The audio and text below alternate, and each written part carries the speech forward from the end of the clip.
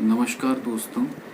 आज मैं आपके सामने हिंदू मैरिज एक्ट का एक बहुत महत्वपूर्ण सेक्शन लेके प्रस्तुत हुआ हूँ और ये सेक्शन है सेक्शन 9 जो कि रेस्टिट्यूशन ऑफ कंजुगल राइट्स से संबंधित है, यानी वैवाहिक संबंधों का प्रत्यास्थापन।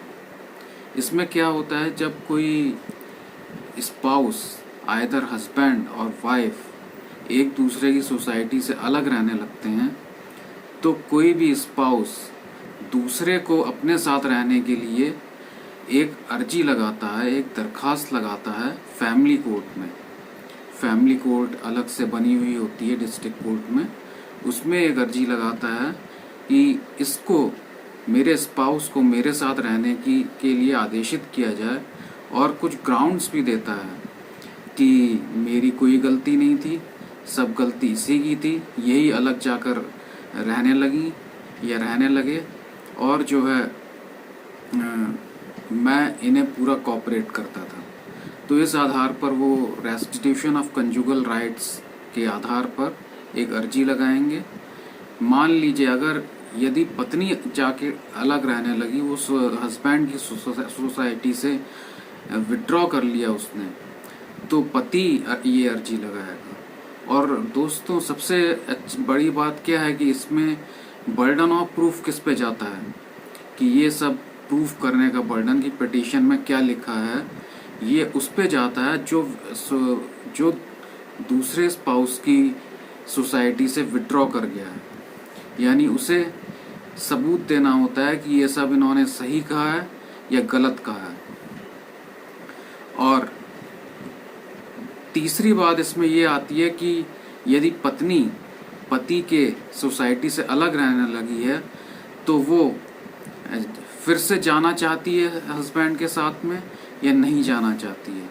अगर जाना चाहती है तो वो किन ग्राउंड्स पे जाना चाहती है, किन शर्तों पे जाना चाहती है, और वो शर्तें उसे अपने जवाब में लिखनी होंगी।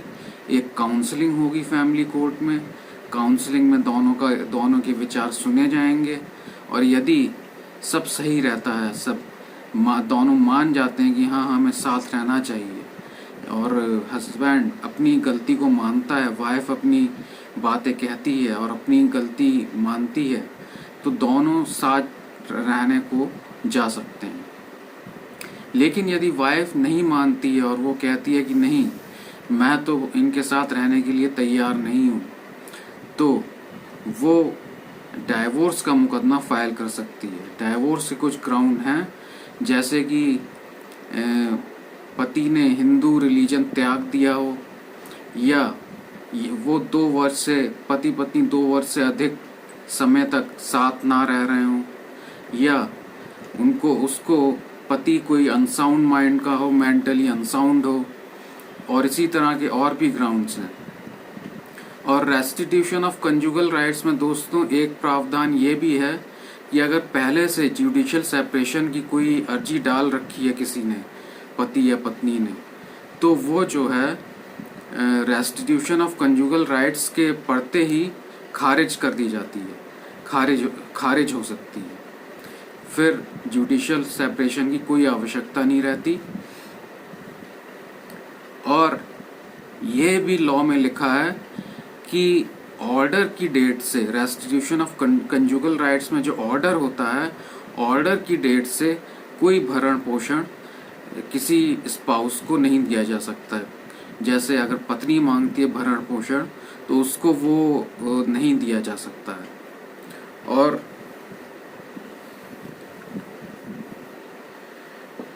अगर पति ने दूसरी मैरिज कर ली है तो उस ग्राउंड पर भी वो रेस्टिट्यूशन की एप्लीकेशन खारिज हो सकती है और पत्नी ये क्लेम कर सकती है कि अब तो मैं वापस जा ही नहीं सकती, अब मेरे लिए सारे रास्ते बंद हो चुके हैं। तो ये रेस्टिट्यूशन ऑफ कंजुगल राइट्स था। इसमें जो है बहुत ही इम्पोर्टेंट बात ये है कि